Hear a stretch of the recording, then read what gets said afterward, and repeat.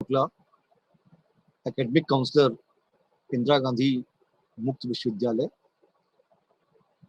और आज का जो दूसरा व्याख्यान हम लोग करने जा रहे हैं, जिसका विषय है principles of micro economics, BECC 132। आज का व्याख्यान शुरू करने से पहले जो पिछला व्याख्यान हम लोगों ने किया था और उसमें हम लोगों ने पूर्ण प्रतियोगिता बाजार के बारे में जानकारी प्राप्त की थी, उसको एक बार दोबारा से समझ लेते हैं, ताकि आज का जो अपूर्ण प्रतियोगिता बाजार का व्याख्यान हम लोग पढ़ने जा रहे हैं उसके बारे में हम काफ़ी हद तक जानकारी प्राप्त कर सकें। देखिए, पिछली कक्षा में या पिछले व्याख्यान में हम लोगों ने बात की थी कि कीमत ग्रहीता फर्म किस प्रकार बाजार कीमत के निर्धारण में अपने उत्पादन निर्णयों का समायोजित कर लेती है तथा बाजार कीमत का निर्धारण किस प्रकार होता है।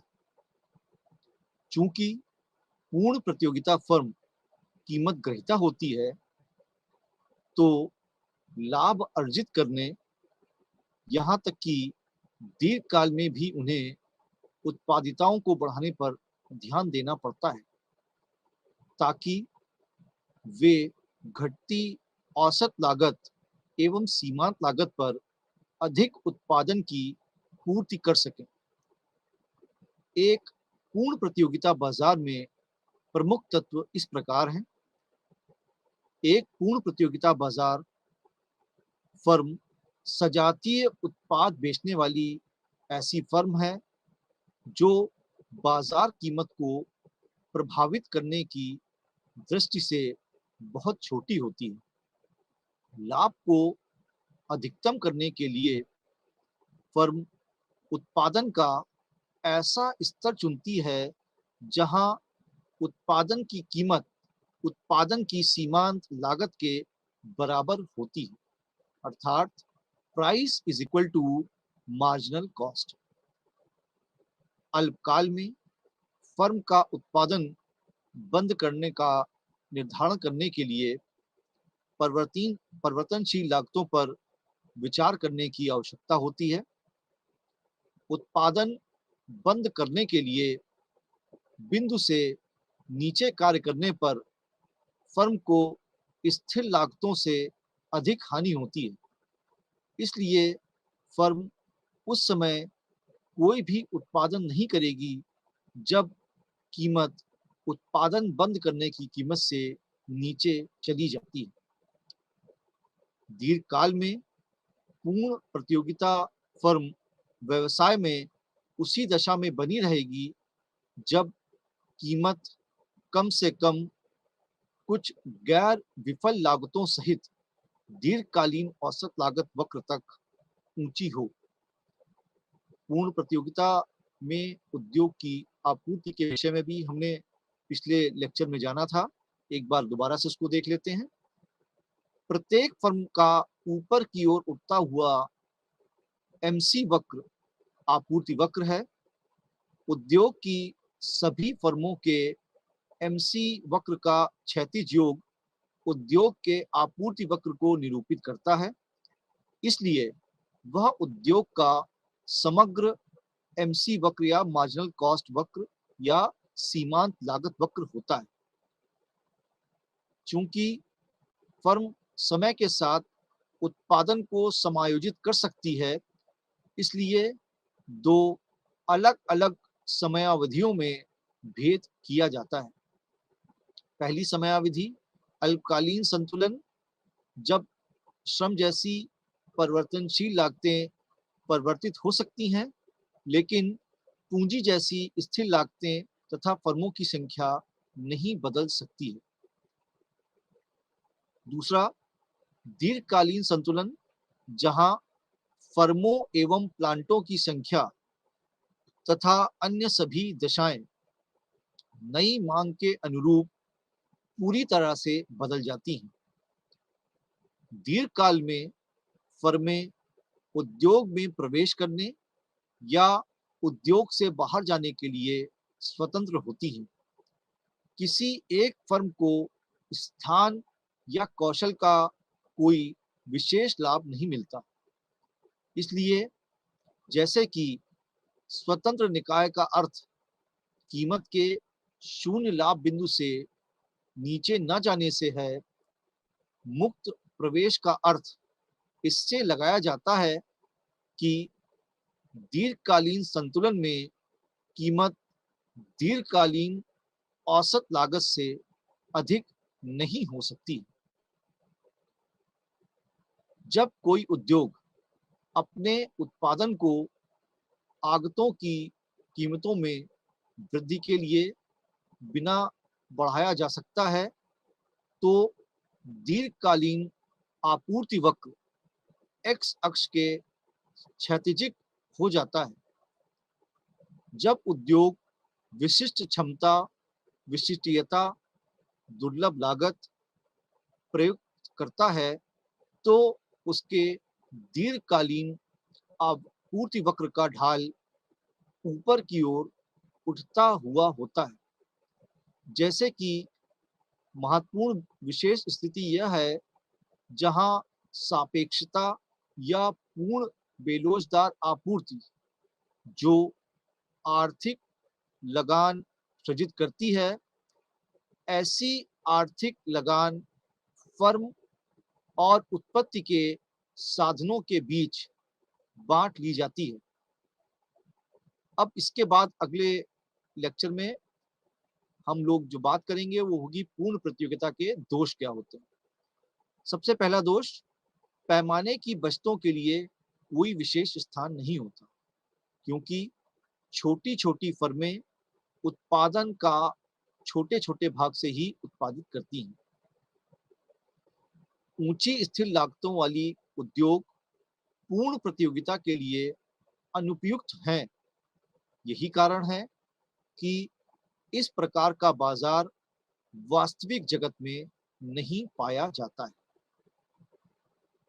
गैर विभेदीकृत वस्तुओं से उपभोक्ताओं के लिए नीरस स्थिति आ जाती है, क्योंकि उनके पास कोई विकल्प नहीं होता है। तेजी से बढ़ती उपभोक्ता वस्तुएं क्षेत्रक में उद्योगों में विभेदीकृत वस्तुएं अत्यधिक महत्वपूर्ण हैं। असामान्य लाभ प्राप्त न होने के कारण औषधि जैसे उद्योगों में विभेदीकृत वस्तुएं अत्यधिक महत्वपूर्ण हैं। चूंकि उत्पादकों एवं उपभोक्ताओं को उद्योग के बारे में पूरी जानकारी होती है, इसलिए नवीन प्रौद्योगिकी विकसित करने के लिए कोई प्रोत्साहन नहीं होता है, क्योंकि नई प्रौद्योगिकी की जानकारी अंततः सभी फर्मों को हो जाती है। पूर्ण प्रतियोगिता के विभिन्न तथ्यों का अध्ययन करने के पश्चात हम दो निष्कर्षों पर पहुंच सकते हैं। पहला निष्कर्ष, वास्तविक जगत में बाजार में छोटी छोटी फर्में पाई जाती हैं जो एक जैसी वस्तु का ही उत्पादन करती हैं तथा प्रत्येक की उद्योग के लिए आवश्यक संसाधनों तक एक समान पहुंच होती है। और दूसरा निष्कर्ष, कीमत निर्धारण एवं उत्पादन निर्णयन में सीमांत आगम और सीमांत लागत जैसी अवधारणाओं की भूमिकाओं को समझने के लिए पूर्ण प्रतियोगिता सिद्धांत एक आधार है, जो अंततः एकाधिकार, द्वयाधिकार, एकाधिकारिक प्रतियोगिता एवं अल्पाधिकार जैसे बाजारों की संरचना को समझने में सहायता करता है। तो पिछले लेक्चर्स में हम लोगों ने पूर्ण प्रतियोगिता के बाजार के बारे में जो अवधारणा पढ़ी थी, उसको एक बार हम लोगों ने दोबारा से समझ लिया, ताकि आगे इस लेक्चर में जो हम अपूर्ण प्रतियोगिता बाजार पढ़ने जा रहे हैं, उसमें क्या विशेषताएं हैं, उसमें हम कीमत को कैसे निर्धारित करते हैं, उसके बारे में हम जानकारी प्राप्त कर सकें। तो आइए अब अगला बाजार का प्रकार जो अपूर्ण प्रतियोगिता बाजार होता है, उसके बारे में हम लोग चर्चा करते हैं। सबसे पहले अपूर्ण प्रतियोगिता बाजार किसे कहते हैं, इसके बारे में जानकारी करते हैं। अपूर्ण प्रतियोगिता उस बाजार को कहते हैं जिसमें पूर्ण प्रतियोगिता का अभाव रहता है, क्रेताओं एवं विक्रेताओं की कम संख्या रहती है, क्रेताओं एवं विक्रेताओं को बाजार के बारे में पूर्ण ज्ञान नहीं रहता है, एक ही वस्तु का एक समय में एक से अधिक मूल्य प्रचलित रहता है। तो इस तरीके से हमने ये देखा कि अपूर्ण प्रतियोगिता बाजार क्या है, जहां पर पूर्ण प्रतियोगिता का अभाव हो, क्रेताओं और विक्रेताओं की संख्या कम रहती है, क्रेताओं और विक्रेताओं को बाजार के बारे में पूर्ण ज्ञान नहीं रहता है, एक ही वस्तु का एक समय में एक से अधिक मूल्य प्रचलित रहता है। इस संबंध में अर्थशास्त्री बेनहम के शब्दों में कहा गया है, बाजार अपूर्ण उस दशा में होता है जबकि क्रेताओं तथा विक्रेताओं अथवा दोनों को दूसरों की मांग अथवा दी हुई कीमतों का ज्ञान नहीं होता। अब अपूर्ण प्रतियोगिता के भेदों के बारे में बात करते हैं। तो अपूर्ण प्रतियोगिता बाजार के 4 भेद हैं। एक द्वयाधिकार, दूसरा अल्पाधिकार, तीसरा एकाधिकारी या एकाधिकृत प्रतियोगिता और चौथा एकाधिकार बाजार। अब आज हम लोग जो चर्चा करेंगे वो एकाधिकार बाजार के बारे में करेंगे। एकाधिकार बाजार क्या होता है? इसमें हम कीमत का निर्धारण कैसे करते हैं? इसकी विशेषताएं क्या हैं? इसके बारे में आज के अध्याय में हम लोग चर्चा करेंगे। सबसे पहले एकाधिकार बाजार क्या होता है, इसके बारे में चर्चा करते हैं। एकाधिकार को अंग्रेजी में मोनोपोली कहते हैं। अंग्रेजी शब्द मोनोपोली 2 शब्दों से मिलकर बना है, मोनो और पोली। मोनो का अर्थ है अकेला, जबकि पोली का अर्थ है विक्रेता। अतः मोनोपोली का शाब्दिक अर्थ है अकेला क्रेता अथवा एकाधिकार या एकाधिकारी। इस प्रकार से एकाधिकार में केवल एक ही उत्पादक होता है या वस्तु की कीमत या वस्तु की पूर्ति उत्पादकों के समूह के हाथ में होती है, जिससे वे वस्तु की कीमत पर प्रत्यक्ष प्रभाव रखते हैं। दूसरे शब्दों में ये कहा जा सकता है कि एकाधिकार के अंतर्गत एक विशिष्ट वस्तु की पूर्ति पर किसी एक उत्पादक अथवा फर्म का पूर्ण नियंत्रण रहता है। चूंकि बाजार में केवल एक ही उत्पादक या फर्म रहती है, इसलिए एकाधिकार की स्थिति में फर्म और उद्योग पर्यायवाची होते हैं या एक दूसरे के पूरक होते हैं, या एकाधिकार वाला उद्योग अनिवार्यतः एक फर्म का उद्योग होता है। तो एकाधिकार क्या होता है? एकाधिकार में केवल एक विक्रेता या एकाधिकारी होता है जिसके पास किसी एक विशिष्ट उत्पाद की आपूर्ति का पूर्ण भार होता है, पूर्ण नियंत्रण रहता है, और वो उस पूर्ण नियंत्रण के आधार पर कीमतों का प्रभावित करने का प्रत्यक्ष प्रभाव रखता है।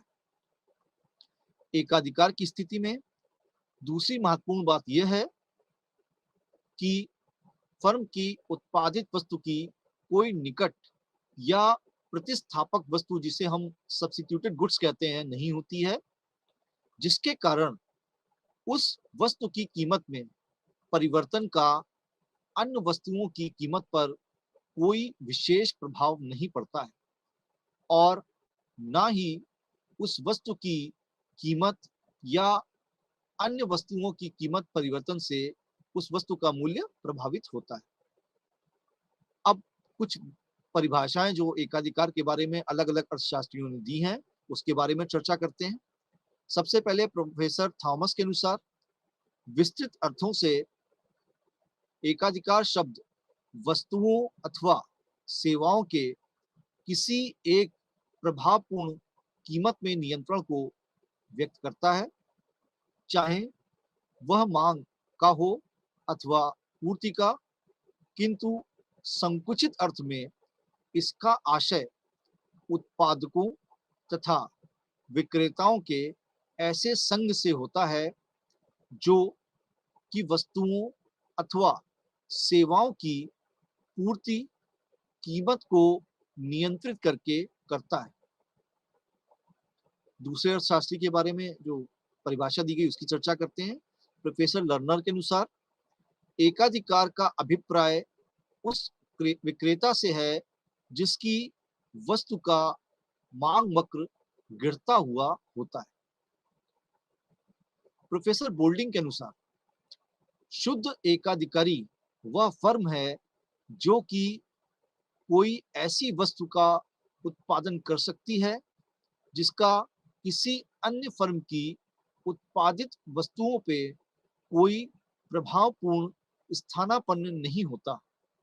प्रभावपूर्ण से यहाँ आशय यह है कि यद्यपि एकाधिकारी असाधारण लाभ कमा रहा है, तथापि अन्य फर्में ऐसी स्थानापन्न वस्तुएं उत्पन्न करके जो कि खरीदों को एकाधिकारी की वस्तुओं से दूर कर सकें, उक्त लाभों पर अतिक्रमण करने की स्थिति में नहीं होती। प्रोफेसर सुमिनर के अनुसार विशुद्ध एकाधिकारी से आशय मांग की लोच शून्य होने से, जबकि शुद्ध प्रतियोगिता में मांग की लोच असीमित होती है। प्रोफेसर बेनहम के अनुसार एकाधिकार अक्षरशः एक विक्रेता होता है और एकाधिकार शक्ति के पूर्णता नियंत्रण पर आधारित होता है। इस प्रकार संक्षेप में यह कहा जा सकता है कि एकाधिकारी से आशय उस एकाकी फर्म उद्योग से है जहां पर फर्म की वस्तु एवं बाजार में बेची जाने वाली वस्तुओं के बीच में मांग की भेदक लोच या क्रॉस इलास्टिसिटी ऑफ डिमांड शून्य होती। अब आगे हम लोग चर्चा करते हैं कि एकाधिकार की क्या विशेषताएं होती हैं। तो पहली विशेषता, अकेला उत्पादक अथवा विक्रेता।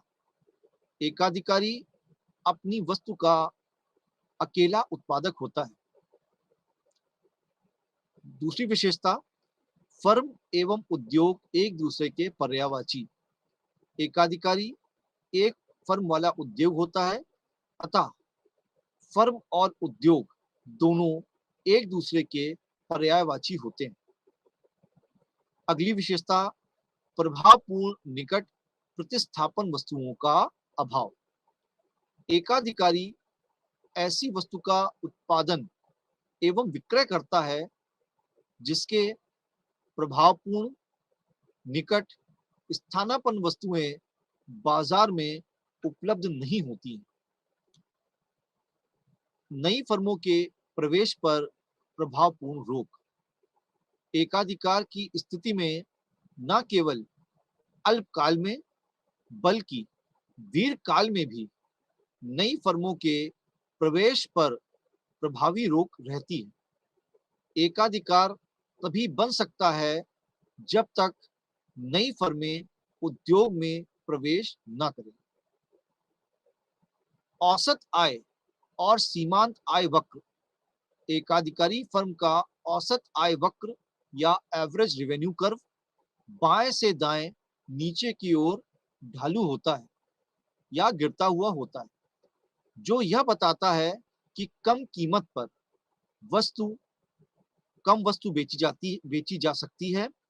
सीमांत आगम वक्र या मार्जिनल रेवेन्यू कर्व जो होता है, बाएं औसत आय वक्र की तरह नीचे की ओर ढालू होता है या गिरता हुआ होता है तथा औसत आगम वक्र से नीचे होता है, जैसा कि आप सामने दिए गए रेखा चित्र से देख भी रहे हैं। स्वतंत्र कीमत नीति। एकाधिकारी फर्म स्वतंत्र कीमत नीति अपना सकती है, अर्थात वह अपनी इच्छानुसार कीमत में वृद्धि या कमी कर सकती है। इस दशा में फर्म कीमत निर्धारक या प्राइस मेकर होती है। कीमत विभेद संभव है। एकाधिकारी अवस्था में कीमत विभेद संभव है, अर्थात उत्पादक अपनी वस्तु को अलग अलग क्रेताओं अथवा अलग अलग स्थानों पर अलग अलग कीमतों पर बेच सकता है। बेलोजदार मांग, एकाधिकारी को अपनी वस्तु की बेलोजदार मांग का सामना करना पड़ सकता है, अर्थात एकाधिकारी वस्तु की पूर्ति को कम अथवा अधिक कर सकता है। अगली विशेषता, वस्तु की पूर्ति पर पूर्ण नियंत्रण। एकाधिकारी का अपनी वस्तु की पूर्ति पर पूर्ण नियंत्रण होता है, अर्थात वह अपनी वस्तु की पूर्ति को कम या अधिक कर सकता है। और अंतिम विशेषता है दीर्घकाल में असमान लाभ। एकाधिकारी दीर्घकाल में असमान लाभ अर्जित करता है। अब एकाधिकार के वर्गीकरण के बारे में हम लोग जानकारी प्राप्त करते हैं। सबसे पहले व्यक्तिगत एवं सामाजिक एकाधिकार। व्यक्तिगत एकाधिकार वह है जिसमें कि फर्म का स्वामित्व व्यक्तिगत साहसी या संगठन के आधार पर होता है, जिसमें स्वामित्व सरकार या सार्वजनिक संस्थाओं का होता है। इस प्रकार के अधिकारों का उद्देश्य सामाजिक कल्याण में वृद्धि करना होता है। अगली वर्गीकरण जो है वो साधारण या विवेचनात्मक एकाधिकार। साधारण एकाधिकार उसे कहते हैं जबकि एकाधिकार अपनी वस्तु के लिए विभिन्न उपभोक्ताओं से एक ही कीमत वसूल करता है, किंतु विवेचनात्मक एकाधिकार के अंतर्गत एकाधिकार एक ही वस्तु के लिए विभिन्न उपभोक्ताओं से भिन्न भिन्न कीमत वसूल करता है। अगला जो प्रकार इसमें है वो है पूर्ण या शुद्ध तथा अपूर्ण एकाधिकार। शुद्ध एकाधिकार उसे कहते हैं जिसमें एकाधिकारी को नई फर्मों में प्रवेश करने का डर नहीं होता है, अर्थात जिसमें प्रतिस्पर्धा का तत्व लेश मात्र भी नहीं होता है। प्रोफेसर चैम्बरलिन के अनुसार शुद्ध एकाधिकार वह दशा है जिसमें सभी वस्तुओं की पूर्ति पर एक ही फर्म का नियंत्रण होता है। इसके विपरीत अपूर्ण एकाधिकार उसे कहते हैं जिसमें नई फर्मों के प्रवेश पर सरकारी नियंत्रण का भय रहता है। अब एकाधिकार क्यों उत्पन्न होता है, इसके उत्पत्ति के क्या कारण है, उनके बारे में हम लोग चर्चा करते हैं। सबसे पहला इसमें जो बिंदु है वो है कच्चे माल का केंद्रीकरण। किसी वस्तु के निर्माण के लिए जब संपूर्ण कच्चा माल किसी व्यक्ति के क्षेत्र में आ जाता है तो एकाधिकार का जन्म होता है। जैसे देश के विभाजन के पूर्व बंगाल को जूट के उद्योगों का एकाधिकार प्राप्त था। अगला जो इसमें उत्पत्ति का कारण है वो है कानूनी एकाधिकार। कभी कभी कानून द्वारा भी एकाधिकार स्थापित किया जाता है। जैसे जब सरकार किसी कंपनी को शहर में पानी या बिजली की व्यवस्था का एकाधिकार दे देती है तो उसे कानूनी एकाधिकार कहते हैं। अगला जो प्रकार इसमें है वो है अत्यधिक पूंजी विनियोग। बहुत से ऐसे उद्योग हैं जिनके उत्पादन तथा स्थापना के लिए अत्यधिक पूंजी की आवश्यकता पड़ती है, जिसके कारण छोटे छोटे पूंजीपति इस प्रकार के उद्योगों की स्थापना नहीं कर पाते और उनकी स्थापना कुछ ही बड़े बड़े पूंजीपति कर सकते हैं, जिससे पूर्ण एवं स्वतंत्र प्रतियोगिता नहीं हो पाती है तथा वे आपस में मिलकर एकाधिकार संघ स्थापित कर लेते हैं। अगला बिंदु जो इसमें चर्चा के लिए है वो है ख्याति या गुडविल। जब किसी उत्पादक का नाम बहुत बड़ा हो जाता है या उसका नाम बहुत स्तर तक बढ़ जाता है, तब भी नए उत्पादक उस वस्तु के उत्पादन में प्रवेश नहीं करते। इस प्रकार से एकाधिकार स्थापित हो जाता है। अगला बिंदु जिसमें हम लोग चर्चा करेंगे वो है व्यापारिक संघ। जब गला घोट प्रतियोगिता से बचने के लिए फर्में वस्तु की पूर्ति अथवा उसे नियंत्रित करने हेतु आपस में मिलकर संघों का निर्माण करती हैं, तो एकाधिकार की उत्पत्ति होती। इसके बाद अगला बिंदु पेटेंट एकाधिकार। विशेष कानूनों के मिलने से भी एकाधिकार उत्पन्न हो जाता है। कुछ उत्पादनकर्ता कानून द्वारा अपना खास पेटेंट राइट या ट्रेडमार्क का एकाधिकार प्राप्त कर लेते हैं। अन्य उत्पादकों द्वारा वह ट्रेडमार्क प्रयोग नहीं किया जा सकता है। सार्वजनिक हितों की रक्षा। सार्वजनिक अपव्यय को कम करने अथवा सार्वजनिक हितों की रक्षा करने के लिए एकाधिकार का जन्म होता है। जैसे बिजली, टेलीफोन, रेल, यातायात आदि उद्योगों में कई कंपनियों के बजाय एक ही कंपनी रखी जाती है। आयात निर्यात नीति। आयात निर्यात करों से भी एकाधिकार निर्माण प्रोत्साहित होता है।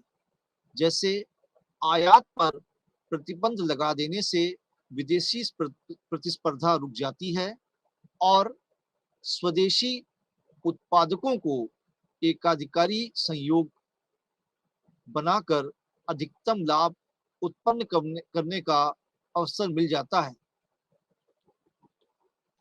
अब अगला बिंदु जिसमें हम लोग चर्चा करने जा रहे हैं वो है एकाधिकार में कीमत निर्धारण अथवा फर्म का साम्य। साम्य से आशय उस अवस्था से है जिसमें फर्म को अधिकतम लाभ प्राप्त होता है। यह बात ध्यान देने योग्य है कि अधिकतम लाभ का अर्थ प्रति इकाई लाभ अधिकतम करने से नहीं है, बल्कि कुल लाभ को अधिकतम करने से होता है। अर्थात अधिकतम लाभ का अर्थ है प्रति इकाई लाभ गुणा विक्रय की गई मात्रा, profit per unit into quantity sold को अधिकतम करना। एकाधिकार की स्थिति में कीमत निर्धारण करने के लिए दो रीतियों का प्रयोग किया जाता है। पहली रीति कुल आगत एवं कुल लागत विक्रय रीति। इस रीति का प्रतिपादन प्रोफेसर मार्शल ने किया था। इस रीति के अनुसार जिस स्थान पर कुल आगम यानी कि टोटल रेवेन्यू तथा कुल लागत यानी कि टोटल कॉस्ट के बीच खड़ी हुई दूरी अधिकतम होगी, वहां पर एकाधिकारी को अधिकतम लाभ प्राप्त होता है, अर्थात फर्म साम्य की स्थिति में होती है।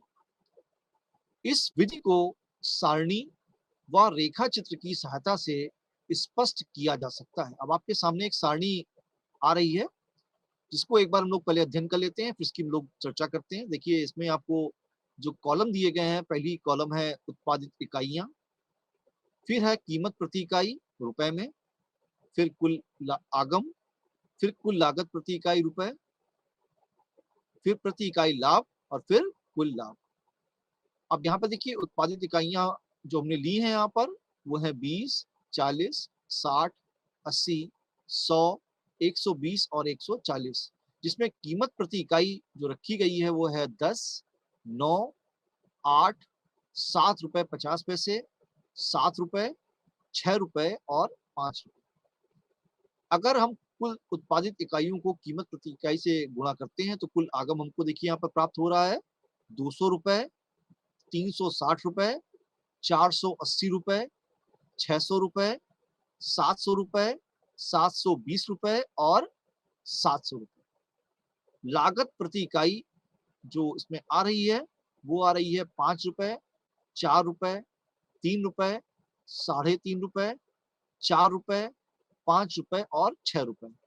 अब उत्पादित इकाइयों को कुल लागत इकाई प्रति इकाई से हमने यहाँ पर गुणा किया तो कुल लागत हमको प्राप्त हो रही है। देखिए 100 रुपए, 160 रुपए, 180 रुपए, 280 रुपए, 400 रुपए, 600 रुपए और 840 रुपए।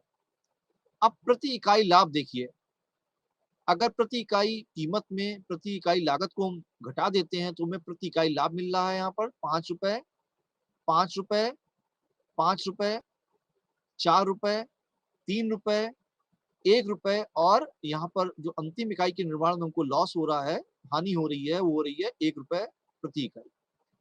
अब अगर हम उत्पादित इकाइयों को प्रति इकाई लाभ से गुणा करते हैं तो हमें कुल लाभ की धनराशि प्राप्त होगी। तो देखिए इसमें 100 रुपए, 200 रुपए, 300 रुपए, 320 रुपए, 300 रुपए, 120 रुपए और हानि हो रही है 140 रुपए की। अब ऊपर की अगर हमने सारणी का अध्ययन किया तो इससे हमको स्पष्ट हो रहा है कि हमारा अधिकतम लाभ यहाँ पर 320 रुपए है।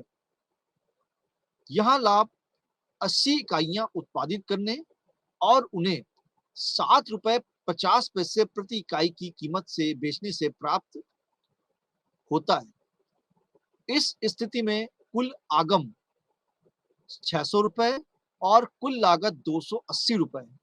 अतः अधिकतम लाभ अर्जित करने के लिए एकाधिकारी 80 इकाइयां उत्पादित करेगा और वस्तु की सर्वोत्तम कीमत 7 रुपए 50 पैसे प्रति इकाई होगी। अभी जो हमने सारणी यहाँ देखी थी उसे रेखा चित्र द्वारा भी निरूपित किया जा सकता है। आपके सामने प्रस्तुत रेखा चित्र पिछली सारणी से ही निरूपित किया गया है। रेखा चित्र में टीआर कुल आगम वक्र और टीसी कुल लागत वक्र है। दोनों वक्रों के बीच की दूरी को दर्शाती है। चित्र से स्पष्ट है कि ओएम की मात्रा अर्थात 80 इकाइयां उत्पादित करने और उन्हें 7 रुपए 50 पैसे प्रति इकाई बेचने की स्थिति में कुल आगम और कुल लागत वक्रों का अंतर फर्म का कुल लाभ है जो 320 रुपए है। परंतु मार्शल की यह रीति अधिक सुविधाजनक नहीं है क्योंकि टोटल रेवेन्यू तथा टोटल कॉस्ट के बीच की दूरी को प्रायः ठीक प्रकार से ज्ञात करना कठिन हो जाता है और दूसरा रेखा चित्र से प्रत्यक्ष रूप से प्रति इकाई कीमत को ज्ञात नहीं किया जा सकता। और दूसरा विधि जो जिसके द्वारा हम एकाधिकार में कीमत निर्धारण करते हैं वो है सीमांत विश्लेषण रीति। इस रीति का प्रतिपादन सर्वप्रथम श्रीमती जॉन रॉबिन्सन ने रखा था। उनका कहना था कि एकाधिकारी अधिकतम लाभ प्राप्त करने के लिए सीमांत लागत को सीमांत आय के बराबर करने का प्रयास करता है और जिस स्थान पर ये दोनों रेखाएं बराबर होती हैं वहीं कीमत तय होती है क्योंकि शुद्ध एकाधिकारी की कुल आय उसी स्थिति में अधिकतम होती है। एकाधिकारी फर्म जो कि कीमत निर्धारक तथा कीमत स्वीकर्ता की दोहरी भूमिका को निभाती है उस स्थिति में अधिकतम लाभ प्राप्त करती है जबकि ये 3 शर्तें पूर्ण होती हैं। पहली शर्त सीमांत लागत बराबर सीमांत आय। यह शर्त अधिकतम लाभ सुनिश्चित करती है। यदि सीमांत लागत सीमांत आय से कम है तो उत्पादन लागत में वृद्धि हो सकती है। दूसरा, संतुलन के पश्चात सीमांत लागत सीमांत आय से अधिक हो। सीमांत लागत सीमांत आय संतुलन की आवश्यक शर्त है लेकिन अपने आप में काफी नहीं। यदि इस स्तर के पश्चात सीमांत लागत सीमांत आय से कम हो जाए तो फर्म उत्पादन बढ़ाकर अधिकतम लाभ कमा सकती है। अतः सीमांत लागत बराबर सीमांत आय के साथ साथ यह सीमांत आय से अधिक भी हो सकती है। सीमांत लागत और सीमांत आगम के बराबर होने पर ही एकाधिकारी को अधिकतम लाभ क्यों होता है? हमारे सामने बहुत बड़ा प्रश्न आ रहा है कि सीमांत लागत और सीमांत आगम के बराबर होने पर ही एकाधिकारी अधिकतम लाभ क्यों कमाता है? सीमांत आगम सीमांत लागत से अधिक है तो स्पष्ट है कि एक अतिरिक्त लागत बेचने से कुल आय में वृद्धि कुल लागत से अधिक होगी। अतः अतिरिक्त उत्पादन से लाभ होगा। यदि सीमांत लागत अधिक है तो कुल आगम में वृद्धि कम और कुल लागत में वृद्धि अधिक होगी। अतः अतिरिक्त उत्पादन में हानि होगी। केवल वह बिंदु जहां marginal cost is equal to marginal revenue है, यानी कि सीमांत लागत बराबर सीमांत आगम है, के एकाधिकारी को अधिकतम लाभ प्राप्त होगा। इस तथ्य को एक सारणी की सहायता से समझा जा सकता है। अब आपके सामने देखिए एक सारणी प्रस्तुत है जिसमें उत्पादन की कुल इकाइयां, प्रति इकाई कीमत, कुल आय, सीमांत आय, कुल लागत, सीमांत लागत और कुल लाभ को दर्शाया गया है। उत्पादन की इकाइयां हैं 10, 11, 12, 13, 14 और 15। प्रति इकाई कीमत है 31, 30, 29, 28, 26 और 24।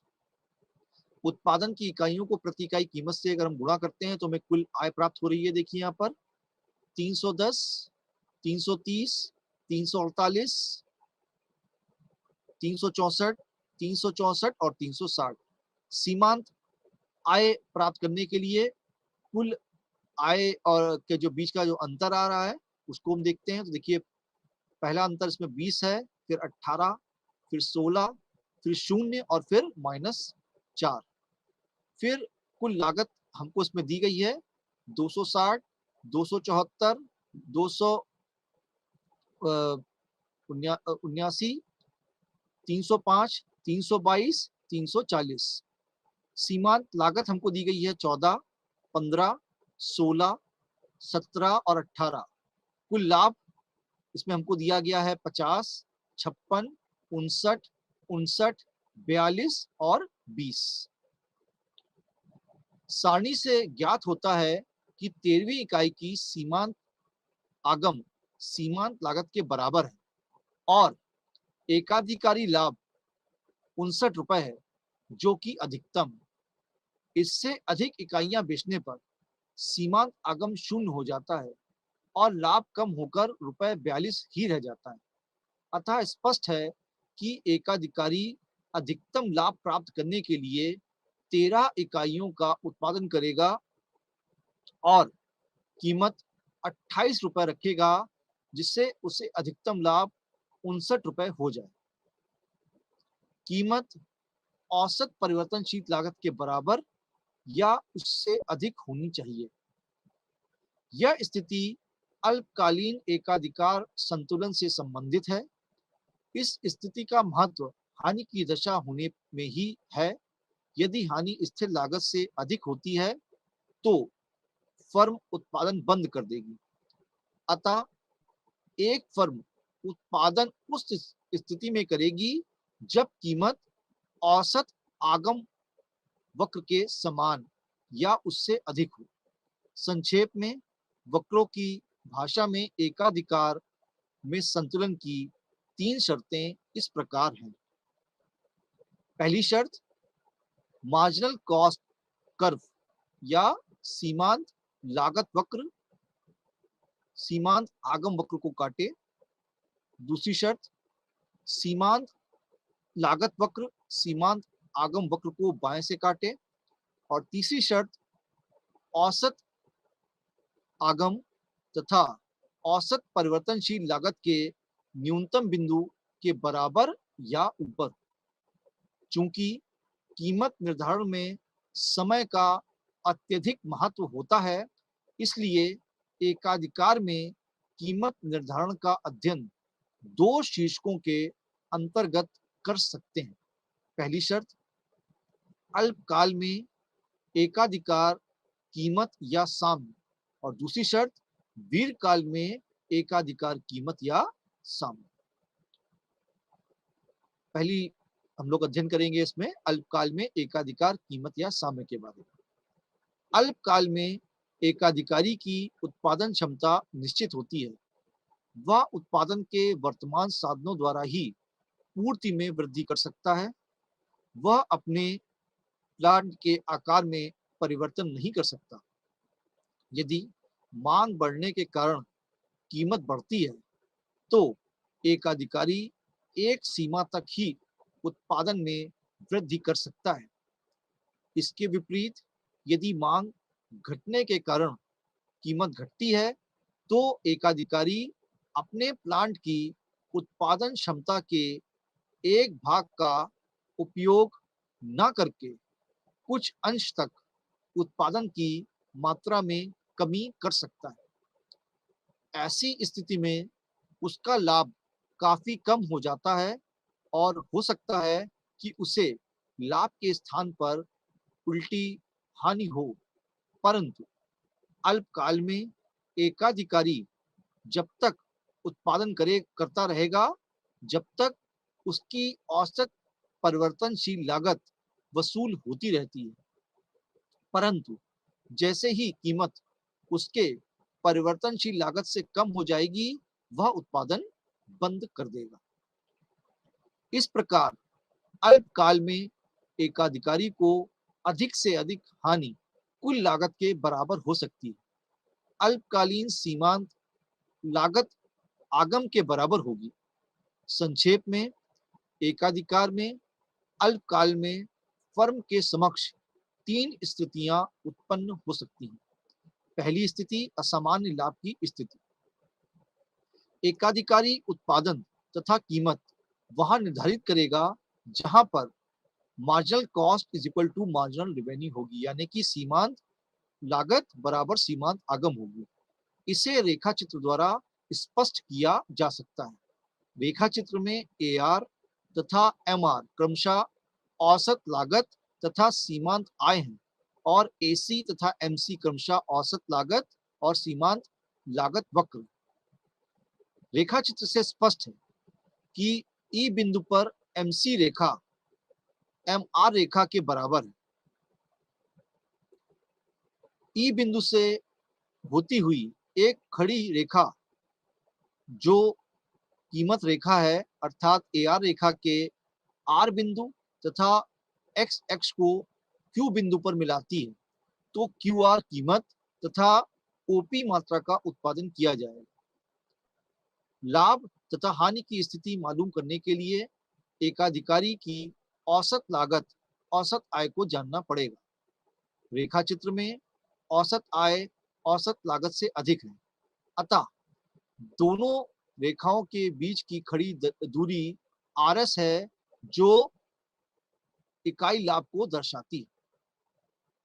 कुल लाभ जानने के लिए प्रति इकाई लाभ RS को कुल उत्पादन OP से या OT से गुणा किया जाएगा, अर्थात RS गुणा OP बराबर PRST होगा।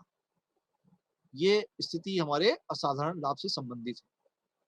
दूसरी स्थिति होती है साधारण लाभ की स्थिति। एकाधिकारी को अल्पकाल में शून्य या सामान्य लाभ ही मिलता है। यदि वस्तु की मांग कम हो जाती है तो ऐसी दशा में कीमत अर्थात औसत आय औसत लागत के ठीक बराबर होगी। इसलिए एकाधिकारी को शून्य या सामान्य लाभ मिलेगा। इस स्थिति को रेखा चित्र की सहायता से स्पष्ट किया जा सकता है। रेखा चित्र से स्पष्ट है कि बिंदु E पर सीमांत आय तथा सीमांत लागत दोनों बराबर हैं। बिंदु E से होती हुई एक खड़ी रेखा कीमत रेखा AR के बिंदु R पर मिलती है। बिंदु R पर AC बराबर AR है, अतः QR कीमत तथा OP मात्रा का उत्पादन होगा। ऐसी स्थिति में एकाधिकारी को सामान्य लाभ प्राप्त होगा। अब जो तीसरी स्थिति बनती है वो होती है हानि की स्थिति। अल्पकाल में यह आवश्यक नहीं है कि एकाधिकारी को सामान्य लाभ से अधिक लाभ ही मिले। कारण यह है कि एकाधिकारी कीमत अल्पकाल में औसत लागत से भी कम हो सकती है। अल्पकाल में भी वह अपनी उत्पादन क्रिया तब तक चालू रखता है जब तक कि उसे औसत परिवर्तनशील लागतों के बराबर कीमत कम से कम औसत परिवर्तनशील लागत के बराबर प्राप्त होनी चाहिए, नहीं तो वह उत्पादन कार्य नहीं करेगा। इस प्रकार एकाधिकारी को अधिकाधिक हानि कुल स्थिर लागत के बराबर हो सकती है। इस दशा को रेखा चित्र द्वारा स्पष्ट किया जा सकता है। रेखा चित्र से विदित है कि जब एकाधिकारी को अपनी वस्तु की कीमत औसत लागत से कम मिलती है तब उसे हानि सहन करनी होगी, लेकिन यह हानि दीर्घकाल में समाप्त हो जाएगी और एकाधिकारी को लाभ मिलेगा। यहाँ रेखा चित्र में ई बिंदु पर MC और MR दोनों रेखाएं बराबर हैं, यानी कि MC बराबर MR तथा SQ कीमत है और OP मात्रा का उत्पादन होगा। यहाँ औसत आय औसत लागत से कम है। अन्य शब्दों में AC रेखा AR रेखा के ऊपर स्थित है, अतः इन दोनों रेखाओं के बीच खड़ी दूरी इकाई हानि का प्रतीक है। इस प्रकार कुल हानि बराबर आयत PRST के बराबर होगी। चूंकि कीमत SQ है, यहाँ पर औसत परिवर्तनशील लागत के बराबर प्राप्त होती है, इसलिए एकाधिकारी हानि पर भी उत्पादन जारी रखेगा, क्योंकि हानि दीर्घकाल में समाप्त होगी और उसे लाभ प्राप्त होगा। यदि कीमत SQ औसत परिवर्तनशील लागत से कम है तो उत्पादन अल्पकाल में बंद हो जाएगा। निष्कर्ष के रूप में यह कहा जा सकता है कि एकाधिकार अपने उत्पादन को उस सीमा तक बढ़ाएगा जहां सीमांत आय सीमांत लागत के बराबर हो जाती है। संक्षेप में, यदि MR = MC है तो यह फर्म के साम्य की स्थिति है और OP मात्रा का उत्पादन होगा। अल्पकाल में फर्म को लाभ, हानि अथवा सामान्य लाभ या शून्य लाभ तीनों हो सकते हैं। यदि औसत आय या कीमत औसत लागत से अधिक है तो एकाधिकारी फर्म को असाधारण लाभ मिलेगा। यदि औसत आय औसत लागत से कम है तो एकाधिकारी फर्म को हानि होगी, परंतु वह उत्पादन करेगा। वह उत्पादन उस स्तर तक करेगा जहां तक सीमांत आय सीमांत लागत के बराबर हो। अल्पकाल में यदि औसत आय औसत परिवर्तनशील लागत से कम है तो एकाधिकार फर्म उत्पादन कार्य बंद कर देगी। एकाधिकार यदि औसत आय औसत लागत के बराबर है तो फर्म को सामान्य लाभ होगा। अब एकाधिकारी और दीर्घकालीन संतुलन के बारे में हम लोग चर्चा करते हैं। दीर्घकाल में एकाधिकारी फर्म आवश्यकता अनुसार उत्पादन के सब साधनों की मात्रा में परिवर्तन कर सकती है। फर्म अपने संयंत्र के आकार को भी छोटा बड़ा कर सकती है। इसलिए दीर्घकाल में एकाधिकारी हानि की अवस्था में उत्पन्न उत्पादन जारी नहीं रखेगा, वह उत्पादन बंद कर देगा। एकाधिकारी होने के कारण वह दीर्घकाल में इस प्रकार से व्यवस्था करेगा कि उसे असामान्य लाभ प्राप्त हो। अतः दीर्घकाल में संतुलन की शर्तें इस प्रकार हैं। पहली शर्त, सीमांत लागत बराबर सीमांत आय। यह शर्त अधिकतम लाभ को सुनिश्चित करती है। इस स्थिति में लाभ में वृद्धि की संभावना समाप्त हो जाती है।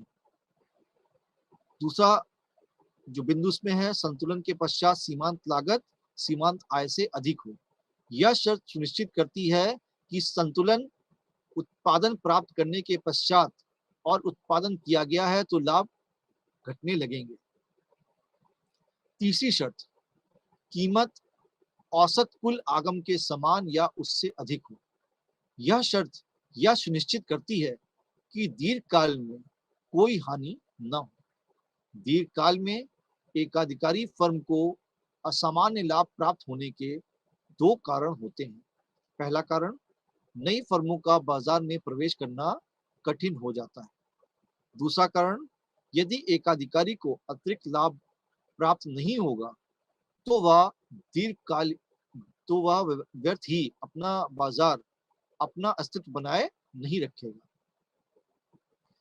एकाधिकारी की दशा में दीर्घकालीन कीमत को रेखा चित्र की सहायता से समझा जा सकता है। रेखा चित्र में एकाधिकारी फर्म का दीर्घकालीन संतुलन बिंदु ई है, जहां दीर्घकालीन सीमांत लागत दीर्घकालीन सीमांत आगम के बराबर है। फर्म बीक्यू कीमत पर ओक्यू के बराबर उत्पादन करेगी। फर्म की कीमत बीक्यू उसकी लागत एक्यू से अधिक है, अतः फर्म को प्रति इकाई एबी के बराबर लाभ प्राप्त होगा तथा रेखा चित्र एबीपीसी के बराबर कुल लाभ प्राप्त होगा। यदि बाजार में नई फर्मों के प्रवेश की संभावना है तो एकाधिकारी बी की कीमत का निर्धारण करेगा। यदि एकाधिकारी अपने संभावित प्रतिस्पर्धियों के प्रवेश को पूर्णतः प्रतिबंधित करना चाहता है तो वह उस बिंदु पर कीमत निर्धारण करेगा जहां पर LAC मतलब लॉन्ग एवरेज कॉस्ट और लॉन्ग रेवेन्यू कॉस्ट बराबर होंगी। ऐसी दशा में नवीन फर्मों का बाजार के लिए प्रलोभन नहीं रहेगा। एकाधिकारी फर्म का साम्य तथा उत्पत्ति के नियम। अगली चर्चा का विषय हमारा है उत्पत्ति के नियम एकाधिकारी फर्म के साम्य की स्थिति को कैसे प्रभावित करते हैं। चूंकि दीर्घकाल में एकाधिकारी फर्म या उद्योग के विस्तार या संकुचन की पूर्ण संभावना होती है, इसलिए उद्योगों के साम्य पर लागतों अर्थात उत्पादन के नियमों का प्रभाव पड़ता है। पहला नियम उत्पत्ति का जो है वो है बढ़ती हुई लागत का नियम।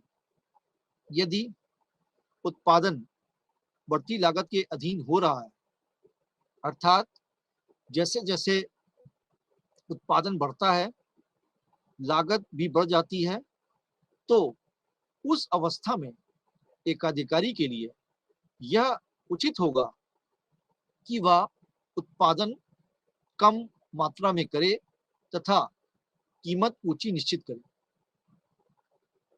रेखा चित्र में लागत रेखा AC व MC ऊपर की ओर बढ़ती हुई एकाधिकारी ई बिंदु पर संतुलन की स्थिति में होगा, क्योंकि बिंदु ई पर MR बराबर MC है, अतः उत्पादन OQ मात्रा का किया जाएगा। इस मात्रा में की कीमत OP1 तथा औसत आगत OP होगी। इस स्थिति में कीमत FQ के औसत लागत GQ से अधिक होने के कारण एकाधिकारी को FG प्रति इकाई लाभ प्राप्त होगा तथा एकाधिकारी का कुल लाभ P1 P FG प्राप्त होगा। दूसरा उत्पत्ति का नियम घटती लागत से संबंधित है। यदि उत्पादन लागत घटती लागत के अंतर्गत हो रहा है तो इसका अभिप्राय यह होगा कि जैसे जैसे उत्पादन बढ़ रहा है वैसे वैसे लागत घट रही है। इस अवस्था में एकाधिकारी का कीमत कम रखनी चाहिए तथा अधिक उत्पादन करना चाहिए। इस अवस्था को रेखा चित्र द्वारा स्पष्ट किया जा रहा है। रेखा चित्र में लागत रेखाएं AC तथा MC नीचे गिरी हुई हैं। एकाधिकारी E बिंदु पर संतुलन पर होगा, क्योंकि बिंदु E पर MC बराबर MR है। संतुलन उत्पादन OP मात्रा का किया जाएगा। उत्पादन की इस मात्रा पर कीमत औसत लागत से अधिक है, इसलिए एकाधिकारी को कुल लाभ P1 PFG मिल रहा है। और अगला उत्पत्ति का नियम, समान लागत का नियम। इस अवस्था में चाहे उत्पादन अधिक किया जाए या कम, उत्पादन लागत समान रहेगी। रेखा चित्र में AC तथा MC समान लागत वक्र है। यह OX रेखा के समानांतर है, जैसा आप चित्र में देख भी रहे हैं। फर्म का संतुलन बिंदु E होगा। इस बिंदु पर MC बराबर MR है। इस अवस्था में OP उत्पादन होगा। कीमत QF तथा औसत लागत QP निर्धारित होगी। कीमत OP अधिक होने के कारण एकाधिकारी को FE प्रति इकाई तथा कुल लाभ P1 PFE प्राप्त होगा। तो तीनों उत्पत्ति के नियम में हम एकाधिकारी फर्म का साम्य कैसे स्थापित करते हैं, इसके बारे में हम लोगों ने विस्तार पूर्वक चर्चा की। अब प्रश्न ये उठता है, क्या एकाधिकारी की शक्ति असीमित होती है? उसे सीमित नहीं किया जा सकता? उसके बारे में हम लोग चर्चा करते हैं।